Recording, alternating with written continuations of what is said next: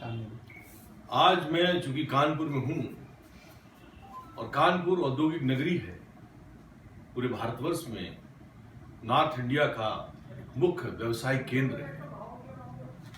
और ये भारतीय स्वदेशी कांग्रेस पार्टी जो हमने बनाई है स्वदेशी सत्याग्रह आंदोलन से,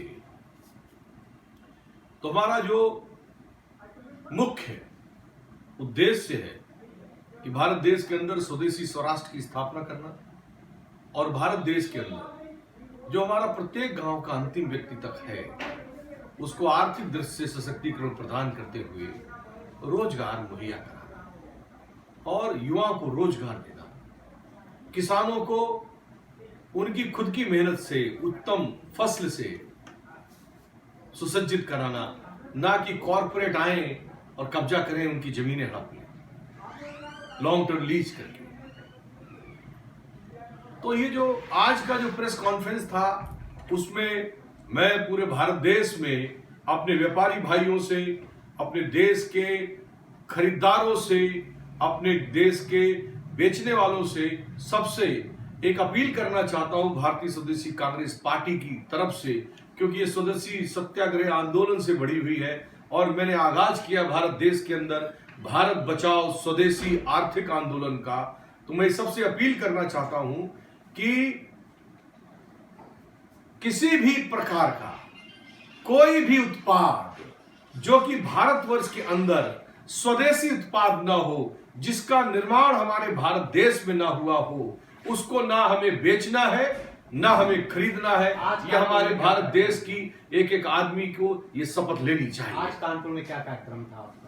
आज हमारी प्रेस कॉन्फ्रेंस थी और हमने जो पदाधिकारी घोषित किए, जैसे कि हमारे आज प्रदेश के सचिव बनाया हमने आपको अजय गुप्ता जी, हमारी महिला अध्यक्ष जिले की महानगर की श्रीदेवी गुप्ता जी, हमारे युवा इकाई के अध्यक्ष सर्वेश गुप्ता जी, हमारे युवा के उपाध्यक्ष प्रजापति, हमारे युवा के उपाध्यक्ष प्रवीण गुप्ता जी। तो ये पूरी कमेटी कानपुर आसपास की हमने बनाई है, कुछ प्रभारी नियुक्त करे हैं। चूंकि हम 2022 का जो चुनाव है उसमें हमने आगाज किया है कि अब की बार स्वदेशी सरकार अर्थात भारतीय स्वदेशी कांग्रेस की सरकार।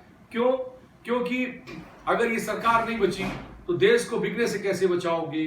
देश को जो हमारा अपना देश है, हमारा अपना स्वदेशी है, उसको नहीं लाओगे तो आर्थिक दृष्टि से सशक्तिकरण कैसे लेके आओगे? 2022 में पार्टी चुनाव भी लड़ेगी। एक साल बचे तो एक साल में अपने आप को कैसे स्टैंड करके पार्टी चुनाव कैसे तैयार कर पाएगी? एक्चुअली मैं पहले से अखिल भारतीय व्यापार महासभा संगठन का राष्ट्रीय अंतर्राष्ट्रीय अध्यक्ष हूँ। पूरे भारतवर्ष में हमारे 800 ऑफिस हैं और हमारा संगठन पूरे भारतवर्ष में है और करोड़ों के ऊपर हमारे मेंबर हैं और हमारा यहाँ से लेकर बुंदेलखंड उत्तर प्रदेश की सभी जगह हमारी इकाइयाँ हैं।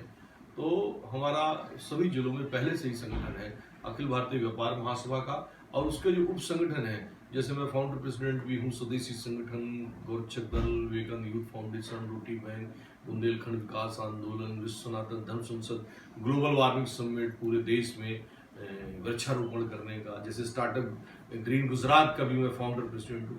ऐसे जो हमारे संगठन है, हमारे उप संगठन है, उनसे जुड़े हुए एनजीओ हैं, वो सब मिलजुल करके इस बार स्वदेशी सरकार बनाना चाहते हैं मेरी अध्यक्षता में। और भारतीय स्वदेशी कांग्रेस पार्टी जो है वो इस देश के अंदर अब की 2024 का तो चुनाव लड़ेगी, लेकिन उससे पहले जो 2022 का जो चुनाव है हमारे उत्तर प्रदेश का पूरी 403 सीटों पे ये चुनाव जो है भारतीय स्वदेशी कांग्रेस जो है पार्टी चुनाव लड़ने जा रही है। मुद्दों को लेके किसको आप सीएम बनाने जा रहे हैं 2022 में?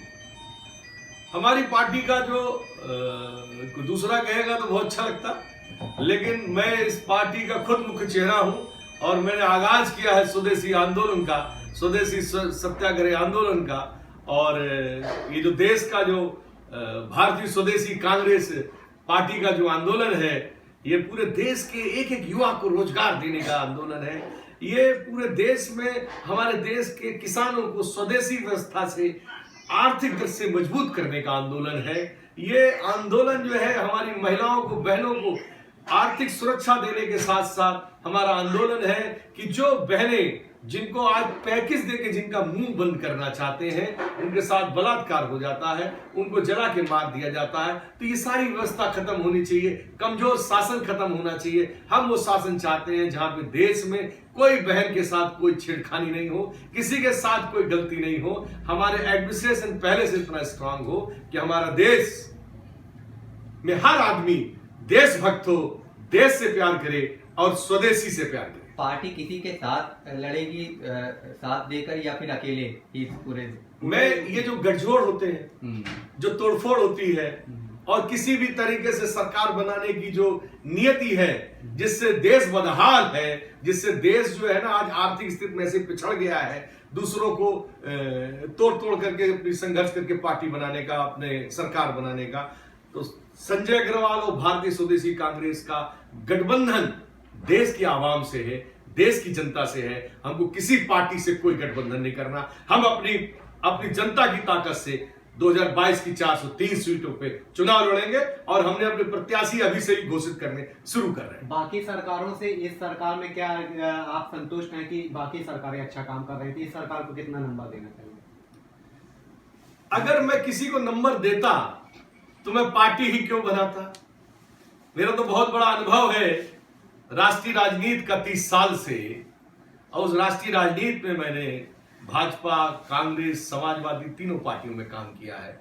अगर मैं संतुष्ट होता हूं उनकी कार्यशैली व्यवस्था से, तो मैं स्वदेशी सरकार क्यों बनाता? मैं व्यक्तिवादी सरकार नहीं चाहता। मैं हमारी, आपकी, हम सबकी अब की बार स्वदेशी सरकार बनाना चाहता हूं।